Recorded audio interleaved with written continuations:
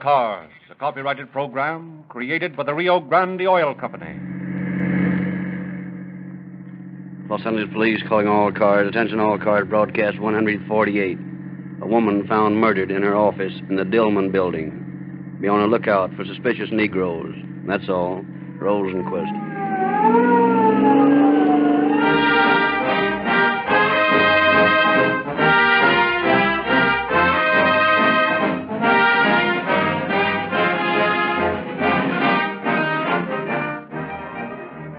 The sensational popularity of this radio program, Calling All Cars, has developed a host of imitators. The sensational increase in the sale of Rio Grande cracked gasoline, which has outstripped all competitors in percentage of sales increase, has brought out many imitators. Perhaps you have seen or heard statements that other brands of gasoline are guaranteed to meet government emergency specifications and are used in police cars, fire engines, and emergency equipment. Let us reassure you right now that Rio Grande cracked gasoline is the only gasoline in this market refined by the exclusive, patented Sinclair cracking process, which is admitted by experts to be the last word in refining. And we challenge anyone to disprove this statement, that wherever it is sold, Rio Grande cracked gasoline powers more police cars, fire engines, ambulances, and other emergency equipment than any other brand. Rio Grande cracked gasoline has become the most outstandingly successful and fastest-selling gasoline in the West. It gives you more than any other gasoline, yet it costs you no more. Be sure you get genuine cracked gasoline from an independent Rio Grande dealer so that you can really enjoy the thrill of police car performance in your own car.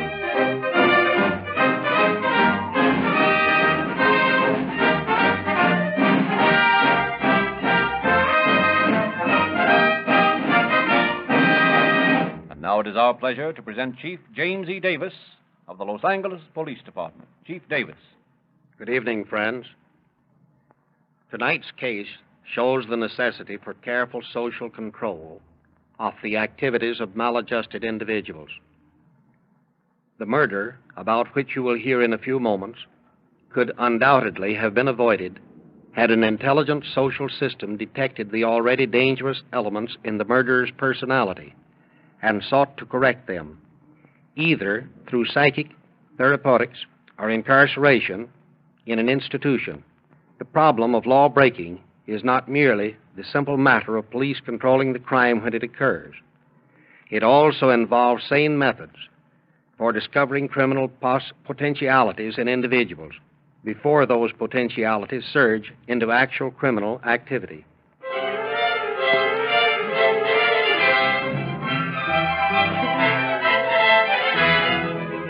It is early in the morning of September 27th, 1913. Grumbling as she clatters down the still corridors of the Dillman building, Agnes Vidos, scrub lady, is met by another cleaning woman. Cleaning all the time. Well, devil take it. If you aren't the one to work, Agnes, why don't you stop and come along home? Well, it ain't my fault I'm still rusting the mop after daybreak. I got the office to clean yet. You got an office to clean? Yeah. Well, can't you get them all done during the night? During the night, Mrs. Gay's office was locked last night from the inside. And believe me, if it's still locked, it can just go dirty. Mrs. Gay, is it? Uh-huh. What could she be doing working all hours? Sure, I don't know.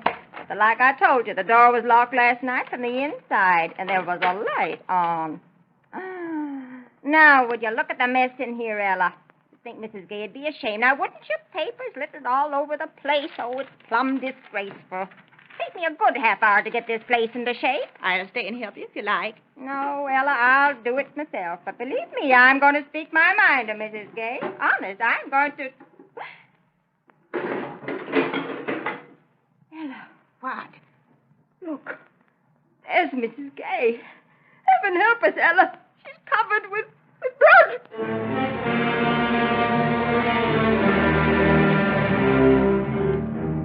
Furthermore, Mrs. Gay is dead. The hysterical scrub woman summons the police, and Detectives Holm, Ingraham, McIntyre, and King answer the call. Having questioned Agnes Vidos, they proceed to make an inspection of the crime scene. Blood everywhere, even on the ceiling. Here's what did the job. A length of gas pipe wrapped in manila paper. Apparently she was smacked down as she sat at her desk. Yeah. Then she was dragged across the room to that window. The blood smears on the floor prove that. And apparently the killer tried to throw her body out the window, but couldn't quite manage it. No wonder. She was a pretty heavy woman. I wonder what he was after. And whatever it was, he sure wrecked the place. These drawers here torn open, purse opened. Not very careful about hiding his identity. Left bloody fingerprints all over. Well, the thing to do first of all is reconstruct the background of this woman. Find out all we can about her, and maybe from that we can discover a clue.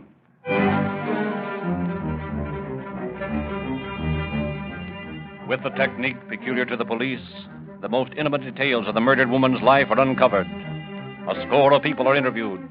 The results are revealing. Mrs. Gay was in the best of health and spirits. I am sure she had no enemies. She did a fine work as a spiritual advisor to a host of people. Oh, there was none I knew that even thought harm against her. Mrs. Gay was expected at my house for dinner that night. She was to have brought the chicken. That accounts for the dressed chicken you found in her office. But she telephoned at 4:30 that afternoon and said she would be unable to come. I divorced Rebecca Gay 20 years ago. I haven't seen her. I have not seen her since, and I never wanted to. Of course, I had nothing to do with this. I am Mrs. Gay's landlady. I waited for her to come home until 11 o'clock that night. Then I went to bed. But I heard the phone ring in her apartment several times during the night. Well, there was a bunch of religious fanatics who were out to get Mrs. Gay because she did so much good. They murdered her. I have an office across the hall from Mrs. Gay's. I saw a big Negro with a large bundle under his arm enter her office that afternoon. He walked with a springy step and had funny, bulging eyes. I had an appointment with Mrs. Gay that afternoon. She told me a big colored man was waiting to see her. When I left, I saw this big Negro sitting in the reception room. That's the only clue we got, boys. Now, I want you to go out and look for a big Negro with lithe steps and the dilated eyes of a narcotic. I ain't no good, that's all. I ain't no good. You let me be white, man. I knows what I'm doing. I'm going to do it in my own way. I ain't no good, I tell you. This is Central Detectives. Hey, you better come out here to 3rd and Main, quick. What's up? There's a crazy Negro down here trying to beat his head against a telephone pole.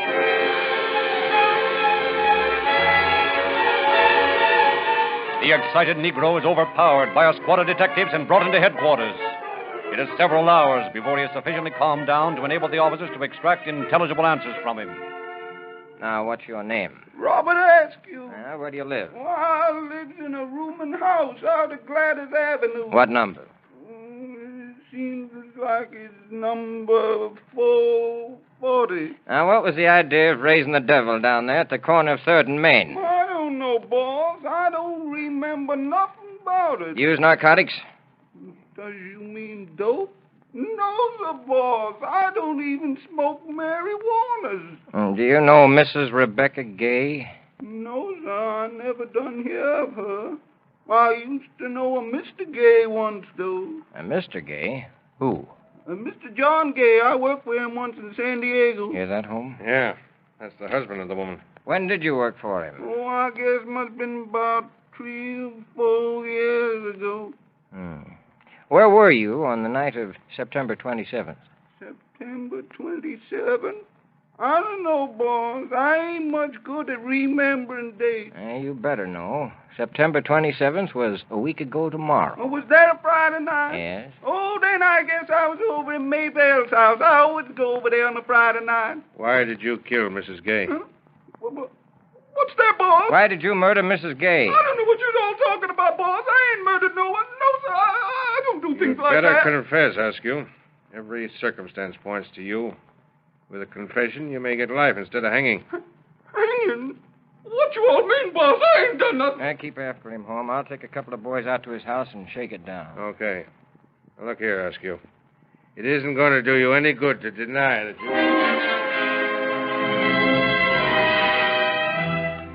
A squad of officers under the leadership of Detective King swoops down on the house on Gladys Avenue.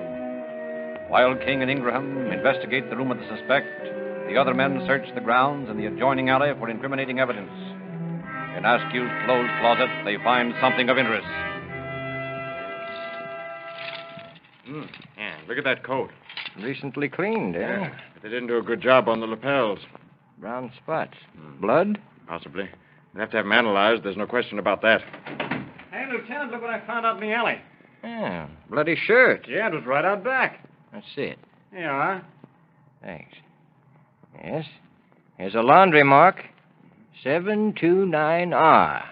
Anything in those bureau drawers, Ingram? I'll see. Yeah, here's some collars, ties.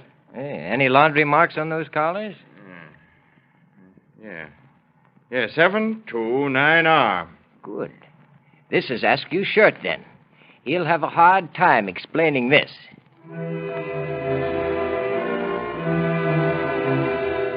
While the officers are waiting for the hemologist's report on the stains found on the shirt and coat, Earl Rogers, a criminal attorney, drops in. Hello, Earl. Hello, Ed. What brings you down here?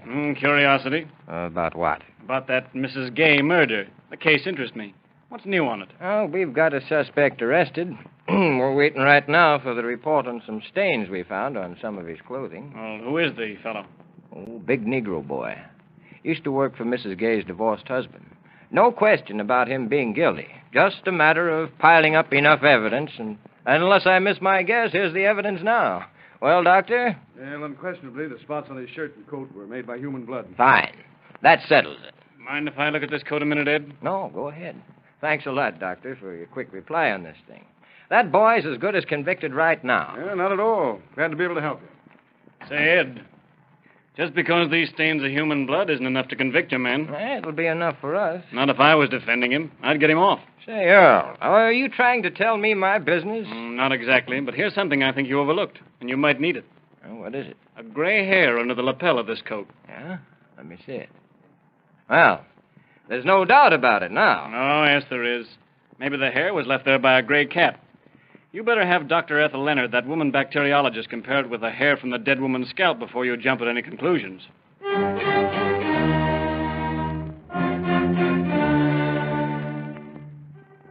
Attorney Rogers, more deeply interested than ever, is on hand when the bacteriologist makes her report. I find, Lieutenant King, that the hair from the head of the dead woman and that taken from the coat of the Negro are the same in color, size, and texture. Then there's no question about the hair on his coat coming from her head? No, I don't say that, Lieutenant. I can't be positive about it. All I can say is that they are similar in color, size, and texture. Yeah, that'll be enough to send him up. I wouldn't be too sure about that, Ed. I could beat it. Yeah? Well, he can't. And you can't beat it for him. Because I'm going to get a confession from him right now. Mind if I come along? No, come ahead. But none of this soliciting of business. I promise just to sit and listen.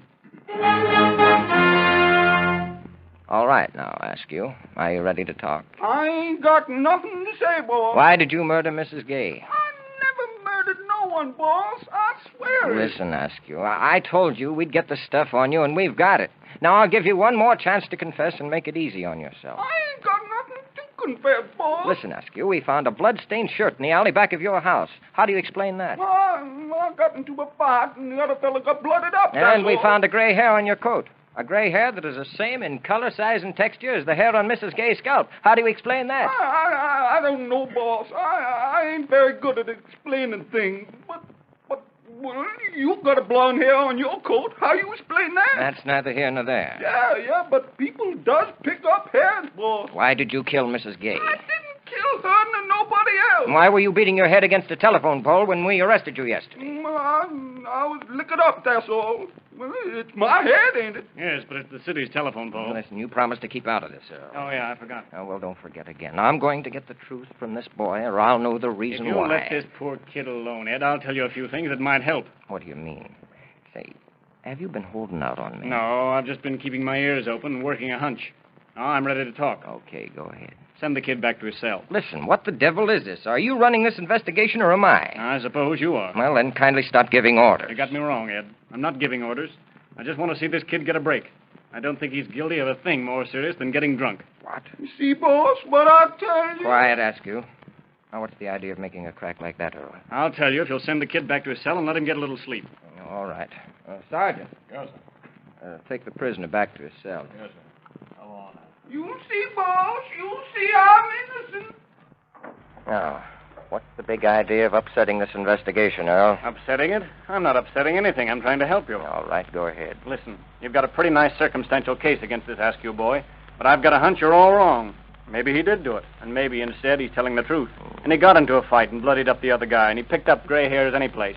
After all, hairs can only be classified. They're not like fingerprints. All right, granting all that. Now, what's your angle? I just happened to think about a case I had a year or so ago. I defended a Negro in a murder case that was similar in many respects to this Mrs. Gay killing. You've just been telling me that hair identification isn't positive. And now you're trying to pin this murder on someone who did a similar job a year ago. Now, wait a minute. Keep your shirt on. Oh. This fellow Burr Harris was accused of beating a woman to death in Compton. Yeah. The modus operandi was identical. The weapon was a length of pipe wrapped in manila paper and so on. I defended him, and he beat the rap when his mother established an alibi for him. I remember that case. That fellow should have gone up. Of course he should. But the old lady's alibi sold the jury. They let him off. And you think he might have pulled this one? There's a mighty good chance of it. In any case, I'm sure this Askew kid you have in here had nothing to do with it. You know where Harris lives? Yeah, if he hasn't moved. Let's go out and have a talk with him.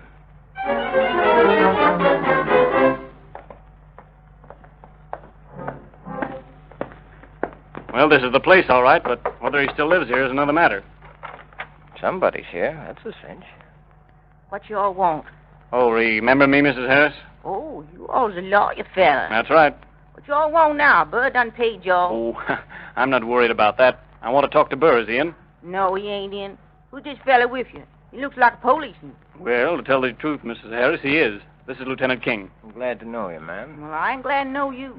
My boy ain't done nothing. He ain't even in Los Angeles.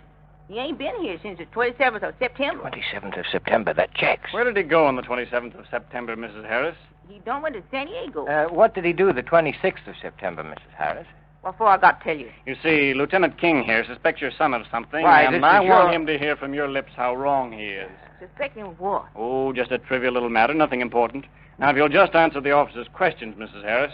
What did your son do on the 26th of September, ma'am? That is the day before he went away. Well, he was home all morning. And then he went out about noon, and he come back about 9 o'clock in the night. And then he packs up the next morning and goes away without saying a word. And when he gets to San Diego, he sends me a telegram. That's where he is. Where's he staying? At a San Feliz hotel. Last I heard. But he ain't done nothing. He's innocent. He's innocent of anything, that boy of mine. He's a good boy. Yes, Mrs. Harris, I'm sure he is.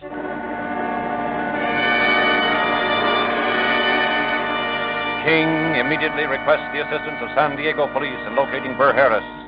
Chief J. Keno Wilson of the San Diego Police Department details an officer to the San Feliz Hotel. Got any Negroes registered here? No, sir. No, sir. No Negro here now, sir. When was there any? Had a Negro fellow in here on the yesterday, sir. Name wasn't Harris by any chance? Yes, sir. Harris. Where'd he go? I think he say, he go, Tijuana. Okay, I'll talk to the Border Patrol. The San Diego officer speeds south to the Mexican border. He interviews the officers at the international line. Boys, I'm looking for a Negro named Burr Harris. He's over 6 feet tall and walks with a springy step. Supposed to have crossed over the line within the last 24 hours. Have you seen him? Yeah, seems to me I did. Remember that guy came through just before we closed the gate last night, Sam? Yeah. That description sure sounds like him. No way of luring him back on this side of the line for me, is there? Don't see how. About all we can do is notify the stations along the line to look for him. Let you know if he crosses back onto this side. Well, do that for me, will you? This guy's wanted for murder up in L.A. Okay, we'll keep our eyes open for him.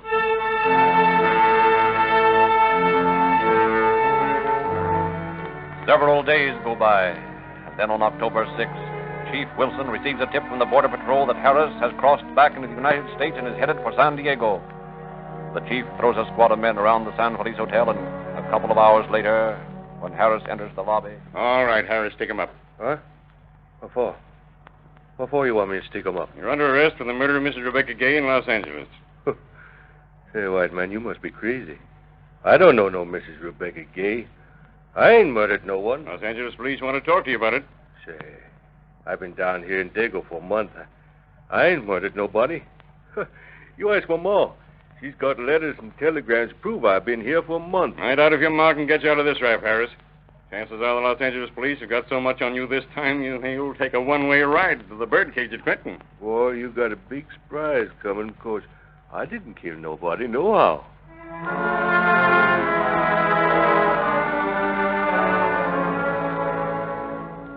Coolly defiant, Burr Harris is locked in a cell in the San Diego jail.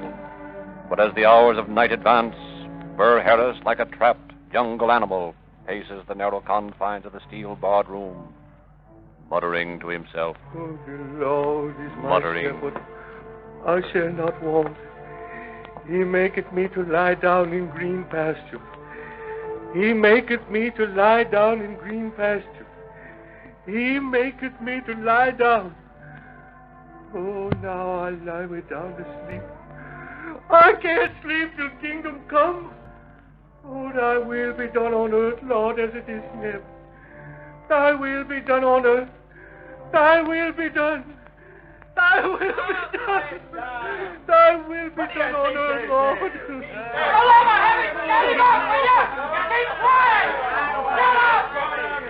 What's the big idea? They want me to turn the hose in there. Now, be quiet.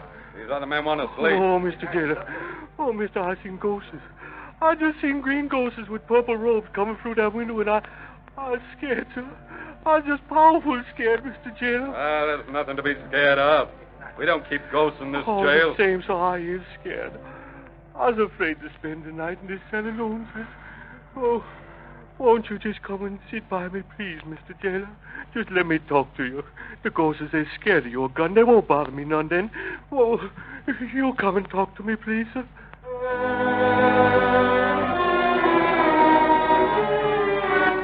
So, through the night, the two men, jailer and prisoner, play a shrewd game.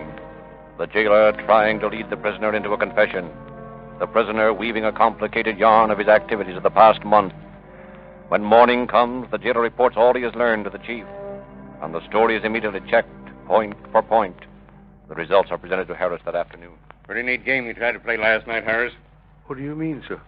I ain't playing no game. Oh, yes, you were. Handing out a lot of baloney to that jailer about what you've been doing in San Diego the past month.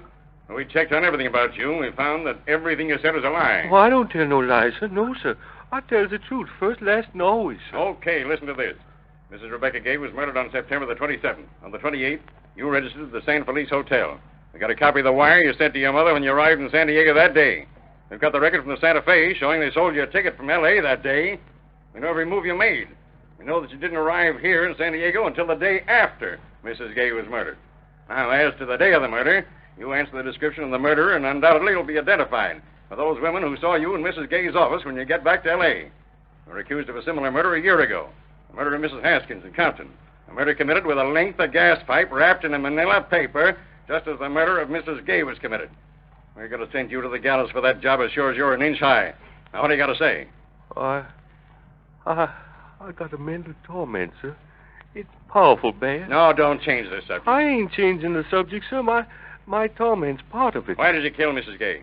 Well, because I got the torment. The only way I can get relief from it is to kill somebody. Oh, so you admit it then? Sure. I guess I'd be better off dead than suffering the torment and going around killing people to get relief from it. Yes, sir. I killed Miss Gay, all right. I hit her over the head with a gas pipe. Then I tried to push her out of the window, but she was too heavy. Yes, sir. I killed Miss Haskins in Compton, too. My mother lied to save me. And I set fire to the Coronado Hotel in Los Angeles in 1905 by putting a bomb under the building. In 1906, I sent a bomb to Mrs. Pierce, who run the hotel. In 1907, I sent a box of poison candy to Mrs. Pierce's children. What'd you do that for? Well, I used to work at the hotel, and they held up my pay once, and I ain't never forgot it. What'd you have against Mrs. Gay? Nothing. I never saw her before I walked into her office. I just got the torment bad that day, sir, and I had to kill. So I just walked in and killed her. That's all.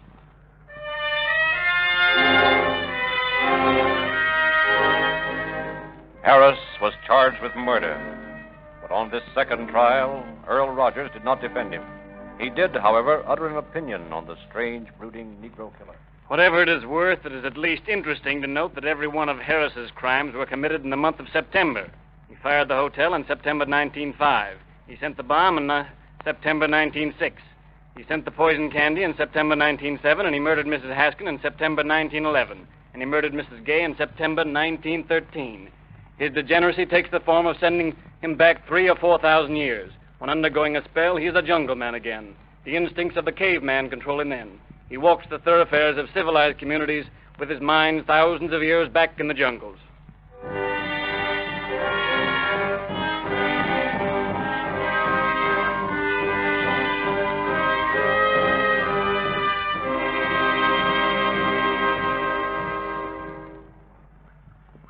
But the jungle law in the end is the law of civilized nations, too. The survival of the fittest, the eternal law of compensation. It took its toll on Burr Harris. He answered for his crimes to the fullest extent at the extreme end of a taut manila rope in the execution chamber at San Quentin Penitentiary. Askew, the original suspect who attempted to bat himself to death against a telegraph pole, was indeed innocent and was promptly released upon Harris' confession. Thank you, Chief Davis. Ladies and gentlemen, wherever it is sold, Rio Grande Cracked is the chosen gasoline for the finest, fastest cars on the highways today. The fire engines, the ambulances, the high-powered police cars that prowl the streets 24 hours a day, leaping from a crawl to a mile-a-minute speed when emergencies arise. Such cars need the finest gasoline money can buy. Yet they use the same Rio Grande Cracked gasoline that you get from your neighborhood service station. No finer gasoline has yet been made. When you drive in for a tank full of Rio Grande Cracked, be sure to get the latest copy of the Calling All Cars News. This fascinating publication, with its true crime stories and movie news, is absolutely free, and 500,000 motorists ask for the Calling All Cars News every month. In this free publication, you'll read how Rio Grande is equipping an army of thousands of boys and girls with complete detective outfits, all free. You can help outfit some boy or girl at no cost to you. Ask your Rio Grande dealer for the best motor oil he has, and he'll tell you that Sinclair motor oils are the world's finest. Yet a quart of Sinclair motor oil in refinery seal can costs as little as 25 cents. Only because Sinclair is one of the world's leading manufacturers of lubricants, with worldwide sales volume, can you get such top-quality motor oil at such low price. Rio Grande is proud to recommend Sinclair motor oils.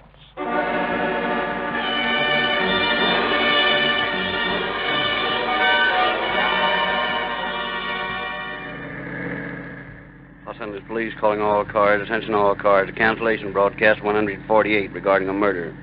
Suspect in this case is now in custody. That's all. Rolls and pudding.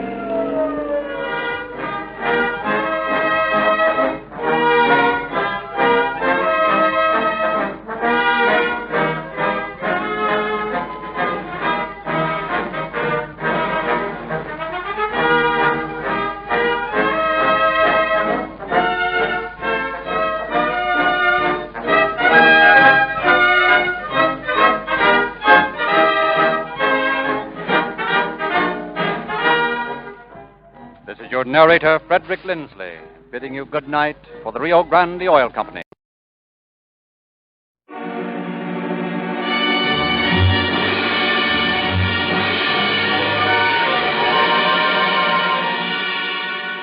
Calling All Cars, a copyrighted program created by the Rio Grande Oil Company.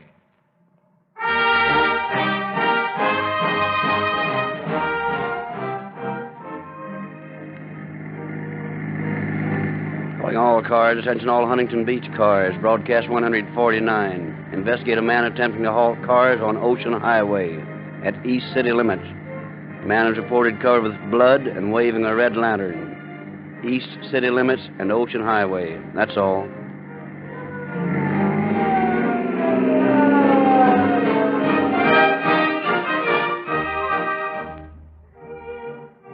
Ladies and gentlemen, I have just had a remarkable experience. I have just returned from a trip to the only Sinclair cracking plant in the West, owned by the Rio Grande Oil Company. And now I know the secret of the success of Rio Grande cracked gasoline. You have wondered, and frankly so have I, why this one brand continues to be specified exclusively year after year in the many cities and counties where it is sold to power more police, fire, and emergency cars than any other brand. If you could only see the wonderful, mysterious, and complicated Rio Grande cracking plant as I have just seen it, you would realize why cracked gasoline is so superior to other brands. In this large refinery, gasoline is made by the same processes used to make other gasolines. Then it goes through the extra, additional cracking process, passing through miles of pipes and stills and fractionating towers that cover acres of ground and cost millions of dollars. Rio Grande takes gasoline when it is in the state of refinement that other companies consider ready for market and pass it through these costly extra steps to make a truly super gasoline. There is no other refinery in the West licensed to crack gasoline by the Sinclair process. Rio Grande has the exclusive patent rights, and when the gasoline has been broken up into infinitesimal atoms under terrific pressure, then it is blended until the perfect balance is achieved for quick starting, for speed and acceleration, and for unlimited power. There's as much difference between ordinary gasoline and Rio Grande cracked as there is between black and white. I have seen tests which prove almost unbelievable differences. And yet, to this almost perfect product, Rio Grande adds tetraethyl to create even more power, to prevent engine overheating, and to give you the thrill of police car performance at no extra cost to you. And now it is our pleasure to present Chief H.L. Grant of the Huntington Beach Police Department. Chief Grant. The case you are about to hear is one of the most incredible in the history of Orange County peace officials. There are times when the desire to live becomes so strong that human beings enact feats of strength and live in spite of terrible torture that should by all rights kill an ordinary mortal. The story of Angelo Franny is such a case. Had the diabolical plot hatched by his so-called pals worked out as planned, we of the police department might have had a pretty difficult time in trying to break their stories. But as you will hear, it didn't. In closing, I'd like to add just a word of advice to the criminal who thinks he can break the law and get away with it. Now, you may think you've got an airtight alibi. You may feel pretty smart about your superiority to the other fellow. But the odds are all on our side, and in the long run, you'll find yourself on the bottom of the pile. Now, think it over.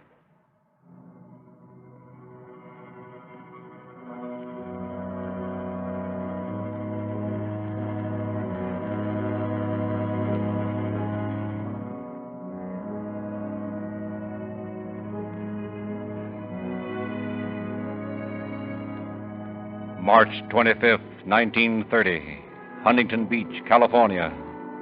The damp sea fog has caught the tips of the spindly oil derricks along the coast highway and swathed their skeletons in nebulous clothing. Ghosts, indeed, they appear in the flashing lights of the passing automobiles, crawling through the clammy night. In one of these cars, a maroon Chrysler Roadster, are three conspirators: Angelo Franny, Tex Wallace, and Harry Moran. Oh, now listen, you guys. If we're a monkey with his bank job, we're going to have a long stay in the morgue. Pipe down, Fanny. Pull off the highway here to the right. Yeah, stop right alongside that fence and put your lights out. We're going up to a friend of mine a couple of blocks from here to get a shovel to dig up the soup in that kit bag we buried. You sit right here till we get back. And just to make sure you don't take a powder on us, I'll take this ignition key with me. Come on, Harry. Okay. Tex, you'd better give my rod back to me. I might need it. Oh, yeah? Duck under this fence, Harry. I'll hold the wire up for you. We'll cross this lot and go in the back way. He knows we're coming. Here you are. That's it. Careful. All right, now, hold it up for me. That bird's got a stool on us, Tex. You telling me? He sure tipped his mitt tonight. He's so yellow, if you stuck him with a knife, he'd bleed lemon juice. We'd better deal him out and let go back to Long Beach. Yeah? He'd take his little go-kart with him, and where'd we be for a getaway wagon? Get him to lend us the car till the job's pulled. He wouldn't hold still for that. He knows we're set to blow east. He knows and we know he'd be kissing his buggy goodbye if he fell for that. Besides, he'd have it on us and squawk for a cut. Well, what do we do then? Ain't guessing so good tonight, are you, Harry? When we go back to the beach instead of going to the plant, We'll go to the city dump at the edge of town. Let him do the digging, and when he gets busy, pour the poison. Bump him, you mean? Why not? Oh, the job ain't worth it. The night breeze chilling you too? No, Tex, but I ain't never... Save it. I'm refereeing this go tonight, and I'm making my own rules. Well, that's Fang. We're downwind of him. He'll be all right when he gets our scent. Well, here comes Jim with the lantern. Don't talk no more than you have to. Who is it? Tex. Thought we'd drift in the back way. It's handier. Oh, hello. Howdy, Harry. Hello, Jim. How's tricks? We come to get the shovel to dig those clams I was telling you about. Oh, yeah, it's right in the shed. I'll get it for you. Well, Fang, old fella. Still my friend, huh? Nice dog, Harry. Yeah, if he likes you. Yeah, here you are, Tex. Okay, Jim. If we have any luck with the clams, we might drop by and give you some. Let's get going, Harry. Well, good luck. I'll be looking for you. So long, Jim. Come on, Fang. It's time for you to be chained up. Right guard, Jim. If the catch is good, we'll mail him a C note. Listen, Tex, I think we better try to talk Frenny into going through with this job. 3 men are better than 2, I say. Yeah? Well, I'm doing the saying, and the melon will be sweeter if it's cut only 2 ways. And the rap will be a lot heavier if we put him away. What rap? They can't rap you till you lose, and we ain't losing. With Frenny in the clear, there won't be no one to report his car stolen and him missing. So who's going to put the finger on us? How about his wife? She's in a jam herself. Besides, she don't see or hear from him for weeks at a time. Maybe you're right. Of course I'm right. You know me well enough to know that I do things without... Well, I use my noodle. I've cased this all ways, and I tell you, it's all silk. Our game is. Now, are you game? Well, I'm as game as you are, Tex, but I ain't anxious to swing. The hemp ain't been spun that'll swing me. Now, here's the lay. When we get back to the car, just act like it's all been set for the 3 of us to go through with the job. If he beefs about it, just let me do the talking. Well, we'll tell him the stuff's buried out of the city dump, and when we get there, I'll tell you to change that rear tire that's down a little while Frenny does the digging. Yeah? Yeah. When he gets busy with the shovel, we'll give him all we've got with that heavy jack. We'll plant him close to where the dump's burning, and in 24 hours, there won't be enough left of Mr. Frenny to establish a corpus delicti. Got it? Yeah, I got it. I'm kind of a star in this show, ain't I? You weakening? Nah, let's go. Right. Watch the barbed wire. Watch yourself there. Say, where do you fellows go for the shovel, eh? On the hind? What's the matter, Frenny? Getting tired waiting? I'm get plenty cold sit here in this dump of fog. Well, you had to warm her up, but why don't you take a shot? No, I did. I take 2, 3. I'll say you did. You darn near killed it. Why not? There's plenty more in the side pocket. Sure. Better get it, Harry. I can kill this myself. Okay. Find it, Harry? Yeah. All right. Get going, Frenny. Back to hunting and beat. Well, here's success to the job. You better drink to that, too, Frenny. You're playing a part in it. I don't play nothing.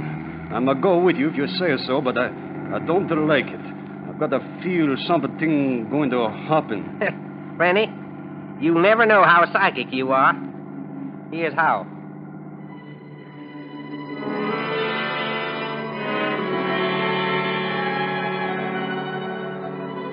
Back through the fog, the roadster creeps to Huntington Beach. At the eastern limits of the city, Wallace directs Frenny over the truck road to the huge refuse pile known as the city dump.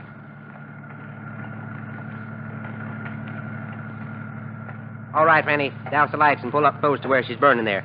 That's good. Kill your motor and we'll get busy. There. Give us that shovel. Harry, you better change that right rear tire. It's got a slow leak and we might go flat on us about the time we need it most. Okay. Here you are. Right. Now you start the digging, Frenny. Stuff's planted plenty deep. I'll spell you when you get tired. Where is it, this place? Right here where my toe is, see? It's a funny place to plant the soup. How you coming, Harry? Just starting. Shall I change it now? Yes, now. Yeah, that ought to hold him for a while. Give me a hand to roll him over close to the fire, and we'll cover him up with the stuff that'll burn. Wait till I chuck this jack in the car. We might need it later for that tire. We better frisk him first. He might be holding something worthwhile. Ain't a bad idea. Here's his wallet. Got dough in it, too. Here's his operator's license. I'll just keep that. Might come in handy, seeing I ain't got none. Well, that's all but a couple of letters written in Italian. Well, get him over there. I'll chuck a few shovelfuls of ashes over him first to get him out of sight. Right. And here's an old bed spring that'll keep anyone from stepping on him in case the fire don't burn over this far by daylight. And just to make it a good job, let's heave the body of this old touring car over the whole business. That's it. There now. There. That's what I call an artistic bit of work. Poor old Frenny. And he had a feeling something was going to happen. Come on, Harry, let's scram. Where now? Oh, we'll roll up the highway a ways.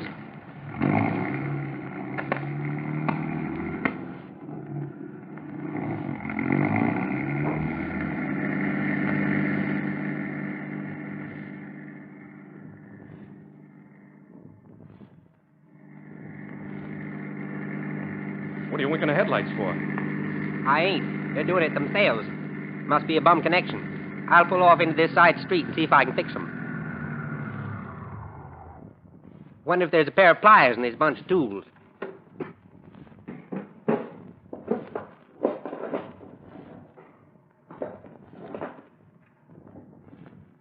Yeah, here's a pair. Say, this black jack has blood on it. We better ditch it. I'll chuck it out there in the weeds. No, not so hot. Might be found. Get that old blanket in the back of the seat. Pick up some rocks, and we'll put the jack and Frenny's gun in the rocks and the blanket and toss the bundle in the bay, Anaheim's Landing.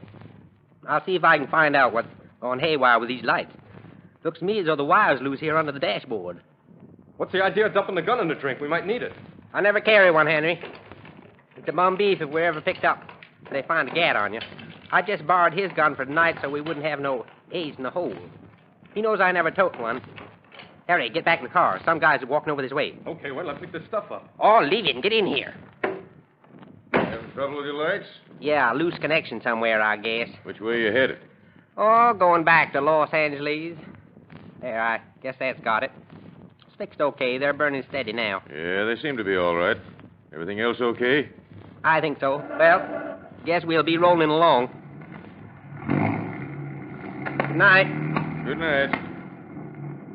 You know, there's something phony about that guy. He's pretty nosy.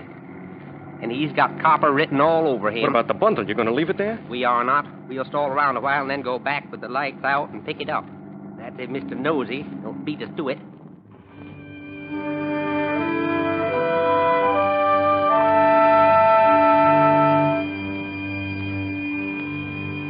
A few hours later, through the swirling tentacles of fog along the coast highway just outside of Huntington Beach, a woman, her thin hands clutching the steering wheel of her car, fights off the feeling of gloom and loneliness, strains her eyes ahead to see the winding road. The twin beams from her headlights create crazy patterns in the fog, magnify the eeriness of the night to a nerve-breaking tension. Then, suddenly, directly in front of the car, an indistinct shape looms. Fear clutching with cold hands at her throat, the woman sits staring at the something that crawls slowly towards the car. Then, opening the door, she steps down, looks into a blood-smeared, pain-racked face. Please, help me. Please. I can't. Please, help me. I don't hurt you none. You just help me. All right, I will. I've got to. Here, I'll try and help you into the back of the car. That's it. Thank you. I'll be all right, Bobby. Yes, you'll be all right. You'll be all right.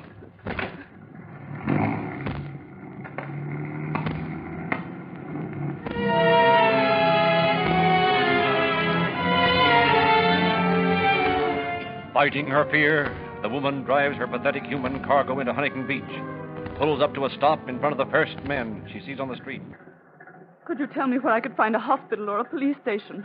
Sure, ma'am. It's right along down not the street at here. police station. Huh? I don't want police station. Hey, what's up here? Someone hurt? I found this man crawling in the road back there. He's got blood all over him, and I don't know what to do. Hey, Matt, give me a hand here. The guy badly hurt, yeah? No, I'm all right. Don't worry about me. I'm all right. Sure you're all right, buddy. You're all right, but you're going for a ride in an ambulance just the same. Now, come on, Mac. Post him. No, I'm all Someone right. calling the ambulance? Yeah, I'll call one, and I'm going to call the law, too. This looks funny to me. Wait a minute. This looks like a squad car coming. Yeah, it is. Stop and get him over here. Hey, officer. Officer. Yeah, it's Parker and Earl Schaefer. What's all the trouble here? Hey, I was just going to call you boys. You know, this woman drove up and she asked me where a hospital was, and I was just going to tell her. All right, now, suppose we let the lady tell me. Now, what's it all about, ma'am? I'm Mrs. Withers, officer. I was coming home from Balboa tonight, and all of a sudden I saw this man crawling along the road. I got out and looked and saw he was hurt, so I brought him here. You don't know what happened to him? No, sir. I hadn't even stopped to think about that. I was so frightened. I don't blame you. It's not a very pretty sight. What hit you, young fella? No, take me to hospital. I don't want to go to hospital. All right, that's all right, buddy. Take it easy. Did a car hit you? No, not the car. They beat me. They tried to kill me. But I'm all right. Sure, he's all right. Did anybody call an ambulance? Hey, you know, I was just going to when Yeah, you but guys you got didn't, here. huh? You didn't. Better call in for the wagon, Schaefer. This boy's in a bad way.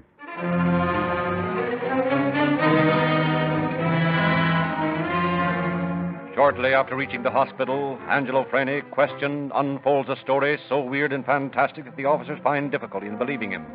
They rush to headquarters, however, with the license number and complete description of the roadster and its occupants. While phones, radio, and teletype send forth their call for the wanted men, Parker and Schaefer search vainly through the city streets and along the ocean front for the maroon-colored Chrysler.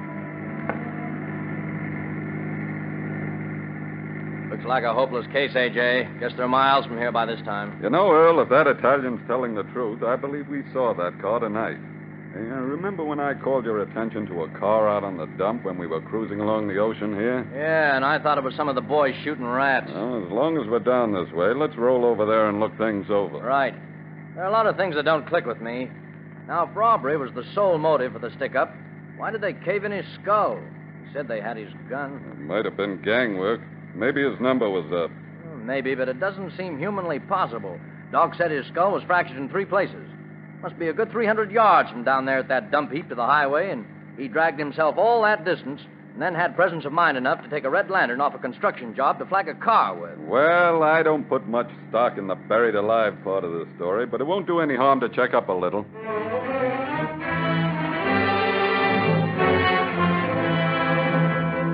Visiting the city dump, officers Parker and Schaefer find sufficient evidence to corroborate Freni's story. Reporting back to headquarters, they learn that Freni, Wallace, and Moran are wanted in Long Beach for a series of crimes, including forgery and burglary. While every available officer and some of the citizenry engage in a frantic search for the hot roadster, the object of their search, with headlights out, gropes quietly along Lake Street and Huntington Beach, feeling for the spot where the bundle has been left in the wheel. Hold it, Tex. This is the place. Find it? Yeah, I got it.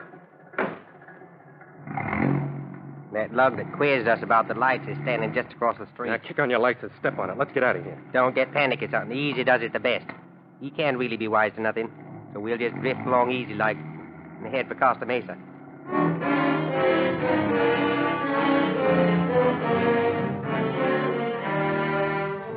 It was Jack Tinsley, former police chief, who stood across the street while the bundle was retrieved. His suspicions now thoroughly aroused, he hurries at once to headquarters, where he finds Earl Schaefer pacing the floor impatiently, awaiting the return of his partner. Hi, Earl. What's on your mind? Plenty. What's on yours? Oh, maybe nothing. Just got kind of puzzled over the actions of a Chrysler Roadster that's made a couple of trips out my way tonight. What kind of a car? Say that again. A maroon Chrysler Roadster, California, 3X2914. Why, is it hot? Is it hot, man? It's red hot. Where'd you see it last and when? Just saw it out on Lake Street, headed toward 17. What have we got to ride in? Parker's got our car. Mine's outside. Well, come on. I'll tell you all about it on the way.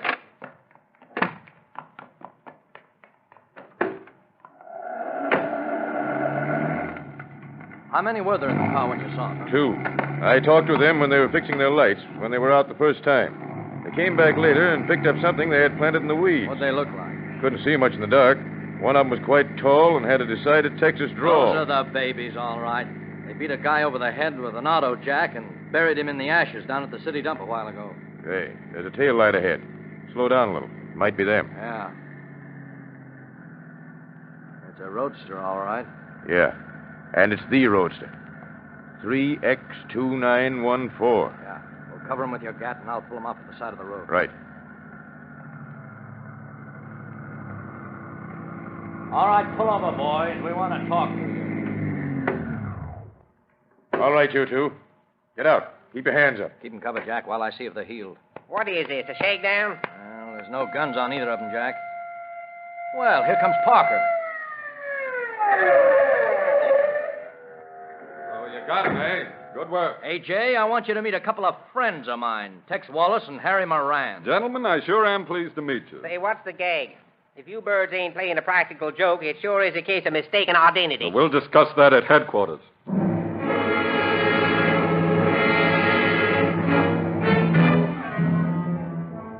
Arriving at headquarters, the men are booked for car theft and nothing is said of the attempted murder.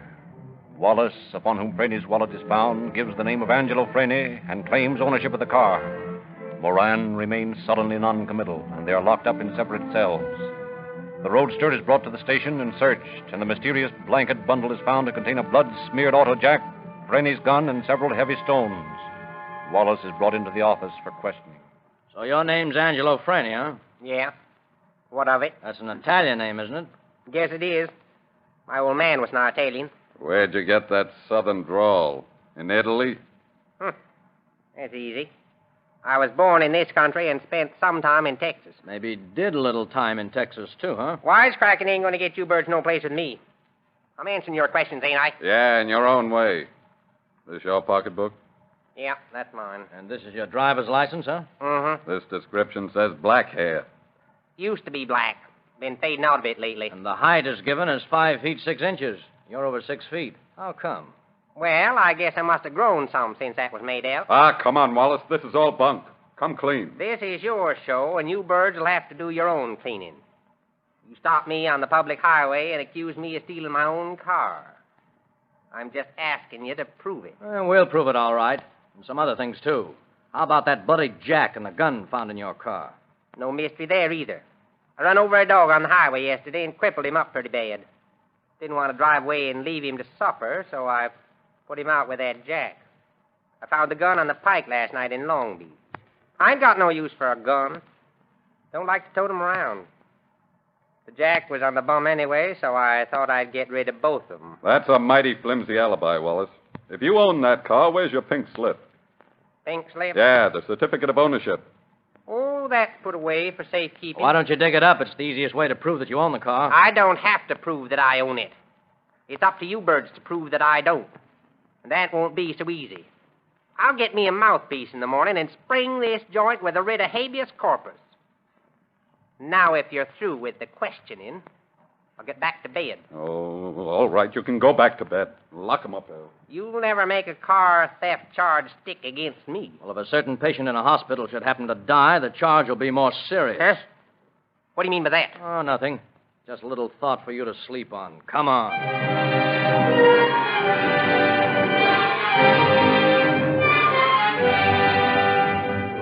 The following morning, District Attorney West and Criminal Deputy Steward arrive from Santa Ana, question the surprisingly healthy Freni, receive a complete description of the murder attempt.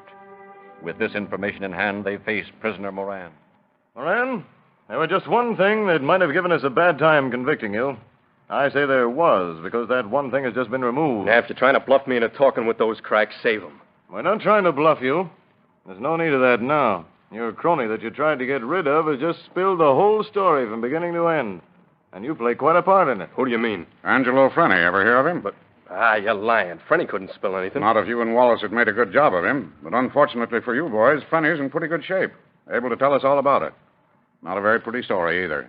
Especially that cute idea of yours of throwing an old automobile body over him just to make sure. I didn't. And then that last touch, you remember? Making sure there was some fire near to complete the job? Shut up. I don't want to hear about it. I shouldn't think you would. Oh, yes, and it was you that let him have it with that jack, wasn't it, Moran? You thought it was pretty brave, that, hitting him over the head when he wasn't looking. You felt like a pretty big shot, didn't you? Let up, will you? I don't want to listen anymore. You're going to, Moran. You're going to listen until I finish. Either that or tell me about it yourself. Yeah, I don't know anything about it. Okay, here it is. The whole disagreeable mess wrapped up in a pretty bedtime story for you. You and Wallace drove Freni in his own car out to that dump heap. You had it all prearranged about when you'd get rid of him. So on a certain word, you raised the jack you had in your hand and smacked it down on Freni's head. I didn't. You're making all this up. You can't bully me. It's a pretty good story, though, doesn't it, Moran? Stewart and I think it's pretty fine. Yeah, that's right. Shall we go on? All right, we continue. After you hit Freni, you and Wallace dragged him over to the dump where there was some live fire burning and tossed him in it. You felt pretty smart about that because you figured if the beating hadn't finished him, the fire would. And it should have. Yeah, it should have. I can't understand why it didn't. Why, it ain't human for a guy... Take this down, Sergeant. I think Moran's ready to talk. It ain't human, but I guess you're right. Me and Wallace did do it. We had to get him out of the way before he stooled on us. He knew too much. How about the details of the attempted killing, Moran? Are they right? Yeah, you get the story straight, all right. Will you sign a confession in full? Why not? A lot of good it would do me to hold out on you now.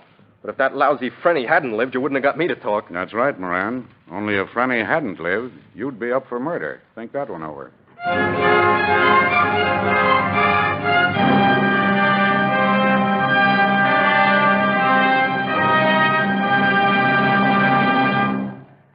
Faced with Moran's confession, the up-to-now silent Wallace admits his part in the crime and is bound over to Orange County officials to await trial. A few weeks later, two men listened, white-faced, as Judge G.K. Scoville read the returned verdict of guilty. Harry Moran was sentenced to Folsom Penitentiary and Tex Wallace to San Quentin. Angelo Frenny recovered from his injuries and was later turned over to the Los Angeles County officials on the suspicion of forgery. And after a short stay in jail, he was released on probation. Thank you, Chief Grant. Ladies and gentlemen, in the next few days, over 500,000 motorists will purposely drive into a Rio Grande station to ask for a free copy of the October Calling All Cars news. We want you to have a copy because if you haven't read this unique publication, you've been missing some real thrills. And if there are youngsters in your family, they will be thrilled to read that Rio Grande is giving away complete junior detective outfits. 14 valuable gifts, all free. It costs you nothing to drive into the service station in your neighborhood featuring Rio Grande cracked gasoline, and it costs you no more to fill your car up with Rio Grande cracked gasoline. Yet it is the same gasoline exactly that is specified by the leading cities and counties of the West to power more police and emergency cars than any other brand. What greater proof can you ask that Rio Grande cracked must be a better gasoline? There's another big buy in your Rio Grande station, Sinclair Motor Oils. All through the country, motorists are changing to Sinclair oils by the thousands. And since the Rio Grande Oil Company introduced Sinclair Motor Oils to the West, sales have gone up and up and up as motorists discover that now they can get a de-waxed, de-jellied, concentrated pure oil in sealed cans as low as 25 cents a quart. That's a real bargain. You save where? You save money with Sinclair.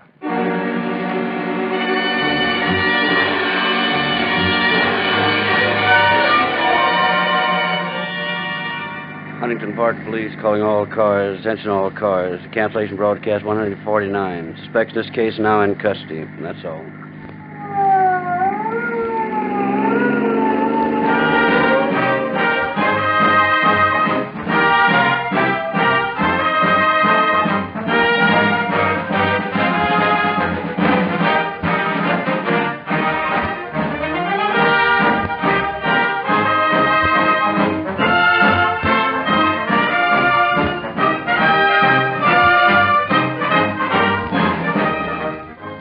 This is your narrator, Frederick Lindsley, bidding you good night for the...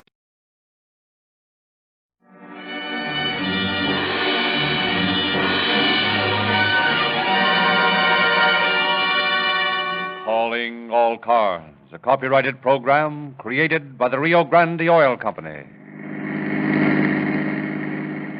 Los Angeles Police calling all cars. Attention all cars. Broadcast 151. Investigate shooting at 2791 Francis Avenue.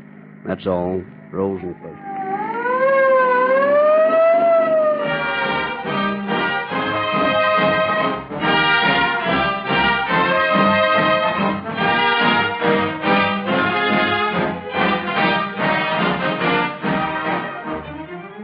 As you listen to this succeeding broadcast of Calling All Cars, you can't help noticing how important motor car performance is in modern warfare against crime. A police car is no place for sluggish, sputtering, slow-burning gasoline. Speed, power, acceleration, quick starting. These a police car gasoline must have. Is it not significant that more police cars, ambulances, fire engines, and other emergency equipment use Rio Grande cracked gasoline wherever it is sold than any other brand? Do you think the police department of Los Angeles, for example, would use Rio Grande cracked gasoline month after month if it did not come up to specifications in competitive tests and continue to deliver police car performance? You can have in your car the very same gasoline that has helped make the Los Angeles Police Department one of the most efficient in the United States. You can have the same quick starting, the same fast acceleration, the same surging power that police cars must have and always get in Rio Grande cracked gasoline. Try a tankful tomorrow and know what police car performance is. And now, once again, we present Chief James E. Davis of the Los Angeles Police Department. Chief Davis. Good evening, friends. The story you will hear tonight is one of the finest examples of police detection this department has on record. The officers assigned to the case had no known killer to look for, no clues to help their investigation, no actual facts at hand to even definitely call it murder. But because by training, police officers know that every tiny item is of vast importance in their work, that even the simplest clue may lead to the final cracking of a case. The end of tonight's story is very different from what it might have been had the officers been inclined to be at all lax. Stories like this prove time and time again the fact that even the most perfectly worked out crime has almost no chance of being successful in the face of trained police detection.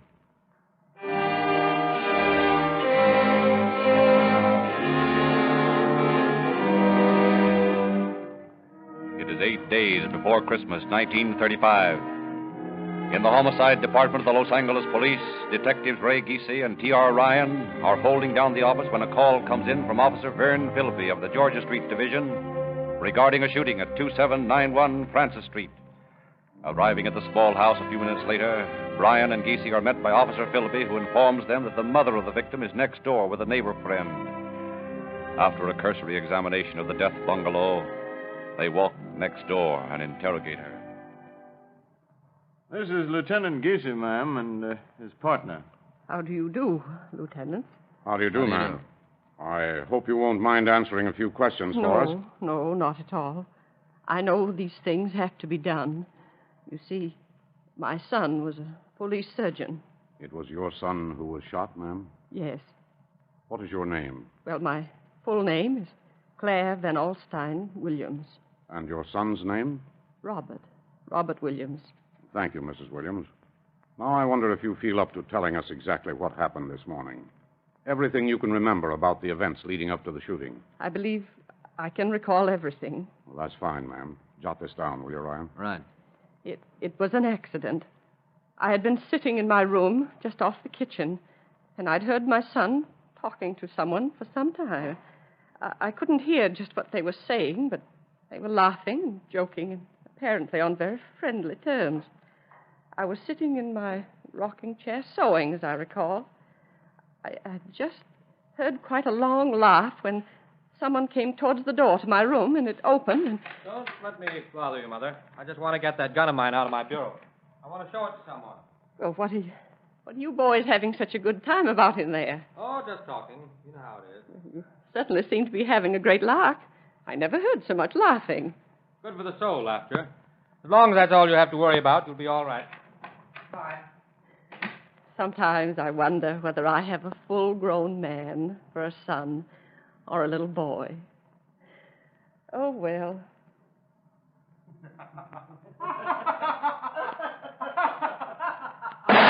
Now, what was that?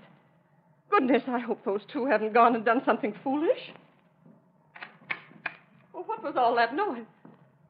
Robert. It was an accident. An accident. You shot Robert? I couldn't help it.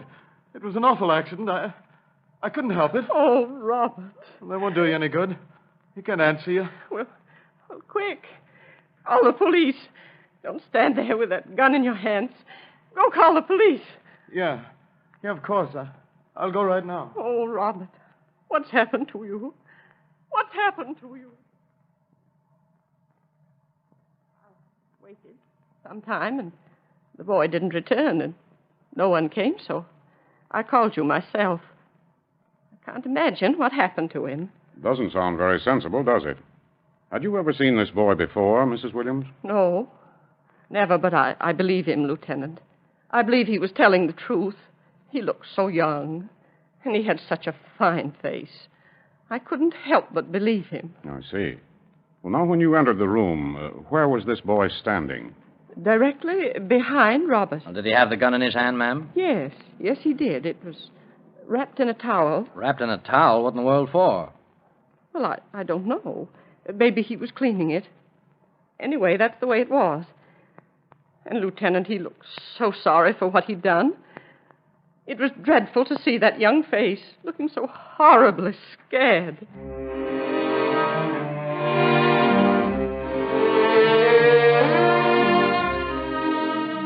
Returning to the death bungalow, the two men begin a more thorough examination of the premises. Slumped over the kitchen table lies the body of Robert Williams, a grotesque caricature of a human being. His arms hang down, dangle on the floor. On the back of his head, a jagged wound shows mute evidence of the violent death that has snuffed out his life. Behind him, lying on the small stove, is the death gun, still wrapped in the white towel. As Geesey and Bryan survey the room, Geesey stands suddenly staring at the table upon which the body slumps. Oh, why the look, Ray? I just happened to see something that doesn't make sense, that's all. What do you mean? Here, I'll show you. You see this tablecloth here on the table? Yeah? Notice how it's pulled out of shape by the victim's arm here, obviously when he slumped down? Why, yeah. Well, then will you tell me how these things here on the table managed to stay right in place in perfect order while said tablecloth was busily slipping out from under them? What? Say, by golly, you're right. That doesn't make much sense, does it? Not here. Someone's obviously put everything in order except the cloth. That's caught under his arm against the table. Who'd do that? What reason would there be for it? That's one of the things I want to find out before we call this thing an accident. It all looks kind of fishy to me. Hey, Ray, do you think the kid did it? I don't know. But I'm almost certain that whoever pulled the trigger on that gun meant to. Say, that puts things in a different light. What about that old lady? I don't know, Brian. But it strikes me that right now we'd better give this place a pretty careful going over. If we found that one little bit of contradiction, we might be able to find more, right? Why not? All right, suppose you take the front room and the old lady's bedroom while I go over the kitchen here. And don't miss a trick. If this is murder, we're going to have a tough time proving it. A plenty tough time.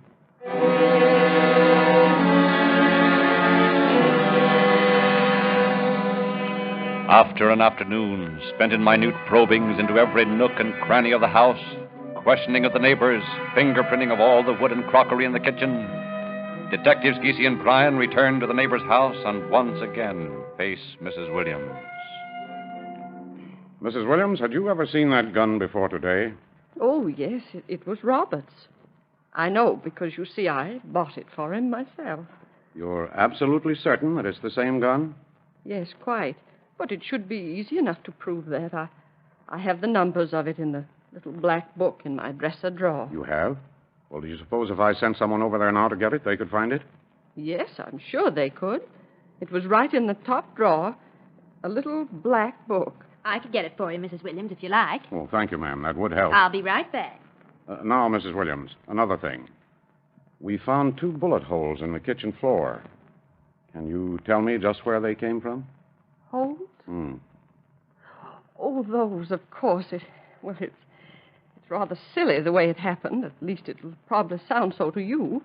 But for quite some time, I'd heard someone prowling around the house and had me frightened. Ever reported to the police, ma'am? Oh, no, I didn't. I didn't think it was serious enough to warrant that. But I did buy that gun for Robert, and that made me feel better.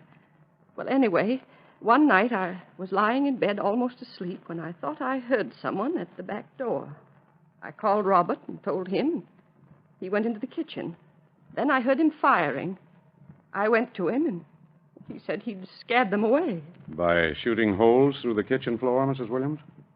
Well, I don't know whether he meant to shoot in the floor, but by shooting, anyway. Here's the book, Mrs. Williams. I found it just where you said it would be. Just give it to me, please. Oh, certainly. See if these numbers check with that gun's, Brian. Shoot. S&W 419618. Smith & Wesson 419618. Check. That leaves no doubt about that, then. Was there some doubt, Lieutenant? What's that? Oh, why, well, yes and no, Mrs. Williams. Just wanted to be certain, that's all.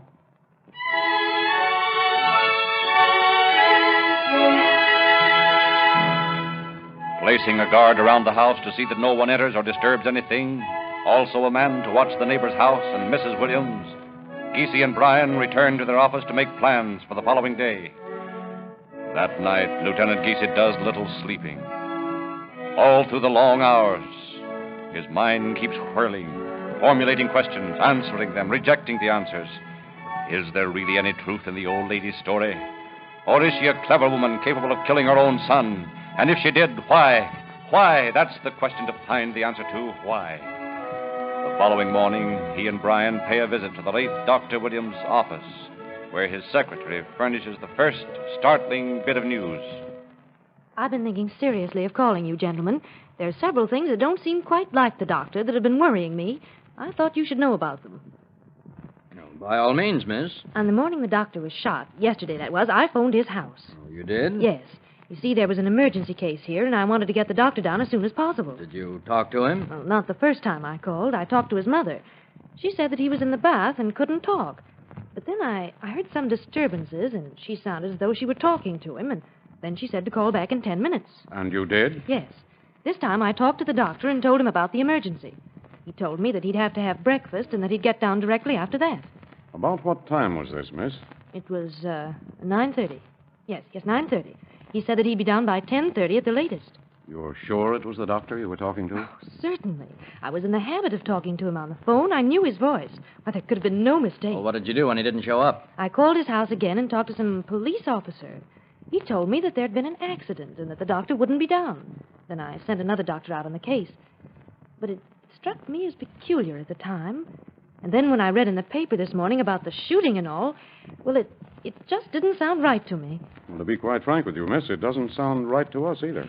Well, I'm not a naturally suspicious person, Lieutenant, but when the doctor told me himself that he'd be down by 10:30, and then I read about his having been accidentally shot while looking at his hunting guns, well, it sounded awfully strange. Well, you were quite right to be suspicious about it, miss. And thanks a lot.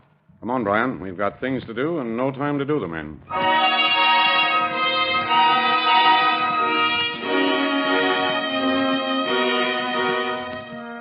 With this first real lead to work on, Giese and Bryan start a process of reconstruction. A return visit to the death bungalow and further questioning of the white-haired mother bring these facts to light. The death gun, which Mrs. Williams claimed to have bought for her son, traces back to a police officer who tells Giese he sold it to her when she answered an ad he had inserted in the paper. Examination of the cartridges in the gun show them to be regulation police ammunition. Yet boxes of cartridges found at the doctor's private effects are special target shot, differing considerably from the regulation size. The name of the man who manufactured these specials for Dr. Williams is disclosed, and Giese, accompanied by Bryan, drive to Pasadena to interrogate him. I guess you've heard or read of the unfortunate accident that happened to Dr. Williams by now. Yes. I read about it in the papers. Funny thing, I was just going to send him over a new kind of cartridge I'd cooked up here. As I said to my wife only a couple of days ago, Hattie, if this doesn't cut a clean hole in them targets, then, well, I give up. Is this shell I have here one of yours? Eh? Let me look. Yep, sure, shooting. That's mine. None like it anywhere else. Did you ever see Dr. Williams with a gun like this in his possession? No, sir. Never did. You sure of that? Oh, yes, positive. I know every gun he had. Used to clean them for him sometimes. He never had that one around. No, sirree. You'd be willing to swear to that on the stand if we needed you? Swear on the stand? What's the matter? I thought the doc was shot accidental. What are all these questions for? I'm sorry, I can't tell you that just now. But thanks for the information anyway. It helps no end. Come on, Bryan. I think we've got what we want.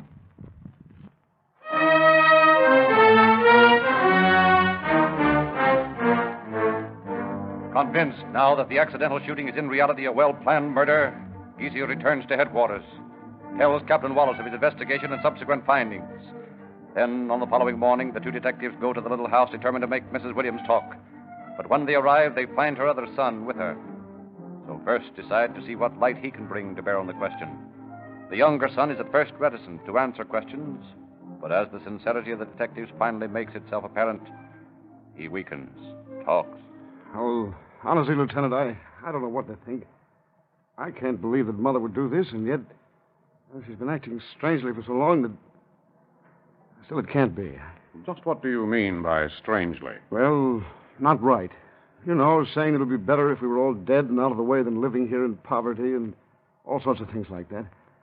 I think she felt pretty bitter against the world for letting her down. Had she ever threatened you? Oh, no. No, once she did suggest a suicide pact, but I just laid it to nerves and forgot it. Some nerves, all right? Yeah. Now, look, young fellow. I appreciate the spot you're in, your own mother and all that. You must realize our position, too. If your mother had some sort of a mania about killing off the family, then we've got to do something to stop it. If we don't, you'll be next. Then what? I know, but what can I do? Well, nothing right now. But if this goes to court, which I'm pretty certain it will, I want your testimony about what you've just told us. How about it?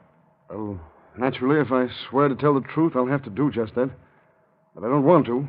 I don't want any part of it. Well, it may not be necessary, Mr. Williams, but if it is... Well, then I'll tell what I know. Good. I thought that's what you'd say. And believe me, you won't regret it. Now let's talk to Mrs. Williams, Brian.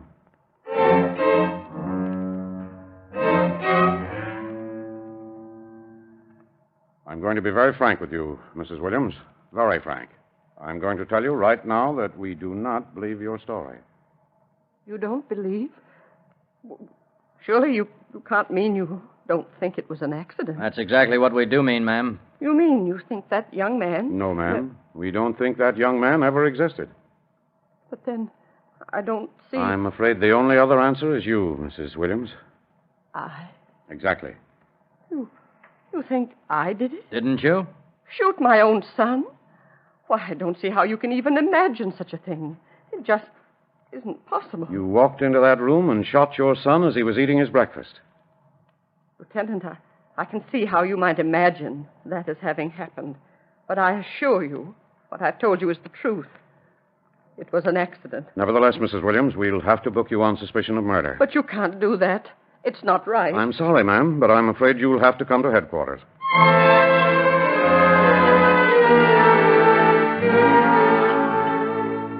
Booked in the Los Angeles County Jail on suspicion of murder, Mrs. Williams refuses to admit any knowledge beyond what she has already told the officers. Quietly dignified, her answers are those of an unusually well-educated woman. Her aristocratic gentleness makes the detectives ill at ease as they carry on an unending line of questions. Paced with all the irregularities of her story, the gray-haired mother quietly makes the same reply. I can understand how you gentlemen must feel under the circumstances. I realize that there are things about this that put me in a bad light. But I assure you what I have told you is the truth. I have nothing to hide. You are simply mistaken. That's all I can say.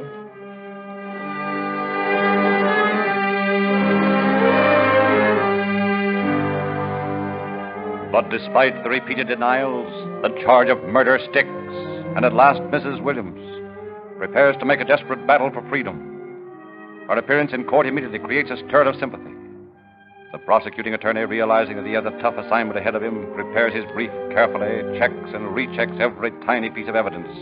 And finally the day comes when all evidence has been heard.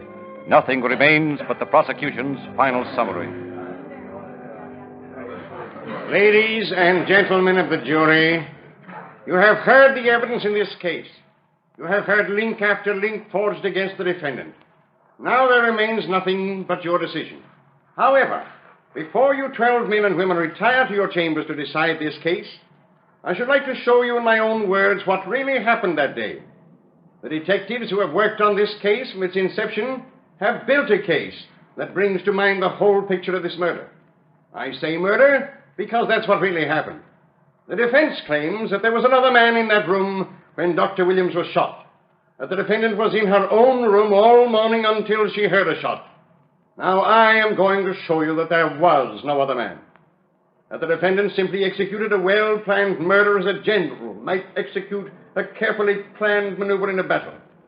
I ask you to go with me to that kitchen this afternoon to visualize the picture I paint. Dr. Williams has an appointment at his office at 10:30. The secretary has testified to that. He has talked to her over the phone and said that he will be down to the office as soon as he has had breakfast. As I see the picture, he is sitting at the table in the kitchen, and his mother prepares his food.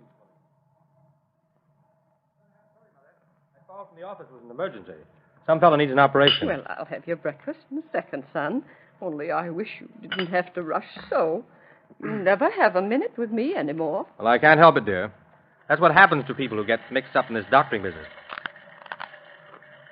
Are you happy being a doctor, Robert? Oh, Mother, that's a funny question. Of course I'm happy. I mean, aren't you sometimes sorry you have to give your life to other people? Don't you feel a little shabby? A little below your rightful station in life? Well, there's no use you going on talking about station in life. I wish you'd realize that things are different than they used to be. The world has changed, and people have changed with it. People haven't changed. They've just given in. Let circumstances pull them down, take their rightful station away from them. You know, Robert, sometimes I think we'd be better off in another place. Mother, you don't sound well. I'm worried about you. No. It's all right. You needn't worry anymore. Here, now eat your eggs. Thanks. I'm going in the other room a second. Well, nevertheless, you've got to take better care of yourself before your nerves snap. I don't like that kind of talk. It's true talk. That's why you don't like it. You know as well as I do that this family was never meant to do menial work. If money-crazy people hadn't taken what rightfully belonged to us, we wouldn't have to live in a little bungalow like this, 4 rooms, and both of my sons working like ordinary laborers. It isn't right. You know, Mother, according to the papers, the revolution is due soon. Maybe that'll take care of it. But really, Mother, kidding aside, you've got to realize that the classes have drawn together. There's no aristocracy anymore. Everyone is working for a living, and there's no disgrace in it. You perhaps know, but you're young. You can't feel the same as I do. You can't appreciate the way I feel in the eyes of these people around us. The Williams is living here like ants. Oh, well, as long as you can cook eggs like these, everything's going to be all right. They're tops as far as I'm concerned. I hope you'll always be happy, Rob.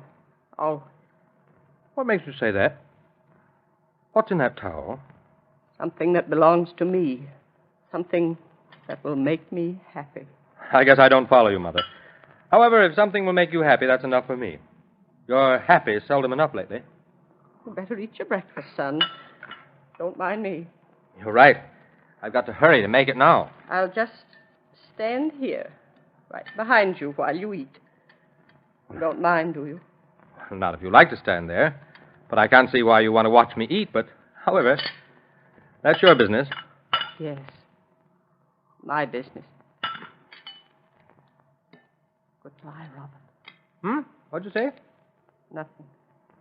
Just thinking. Eat your breakfast.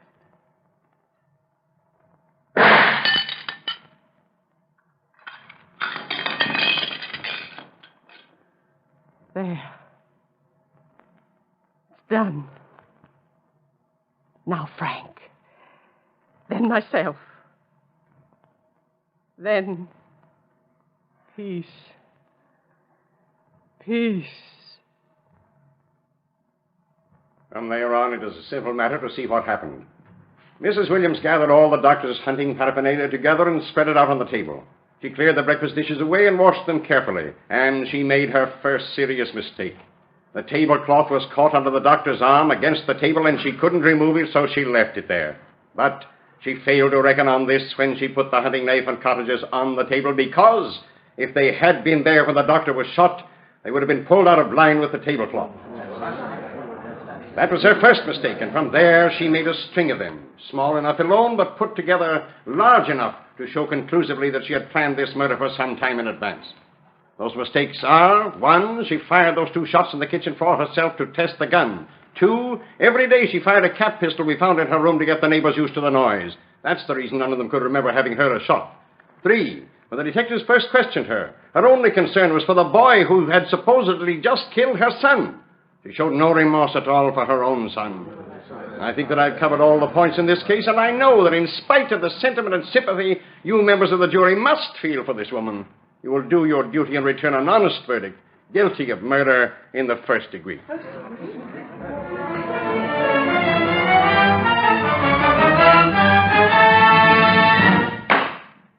Have you reached a verdict? We have, Your Honor. Will the clerk of the court please read it? We, the jury, find the defendant guilty of murder and recommend life imprisonment. It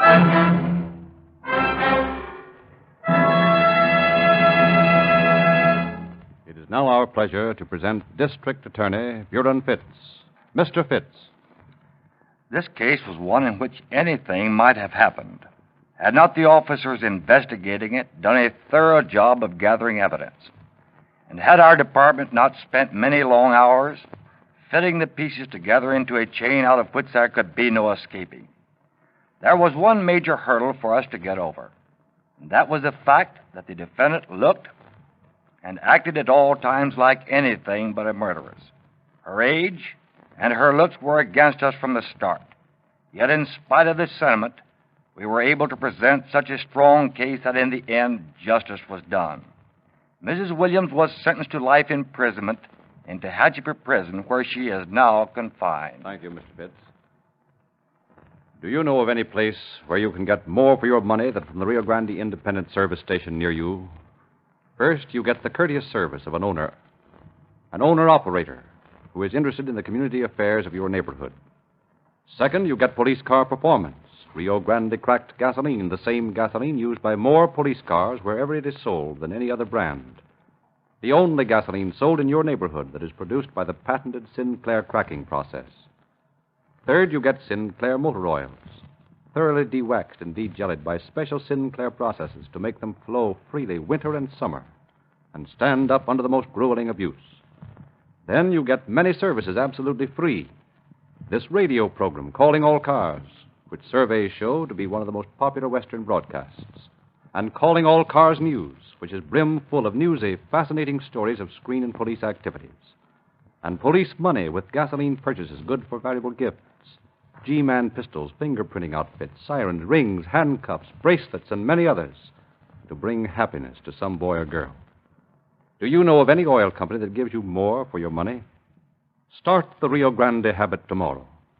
Buy your gasoline and motor oil from your nearest Rio Grande independent dealer. Get more for your money.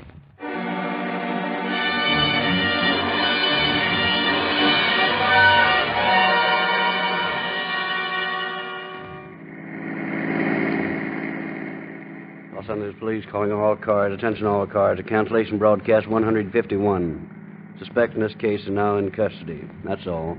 Rolls and questions.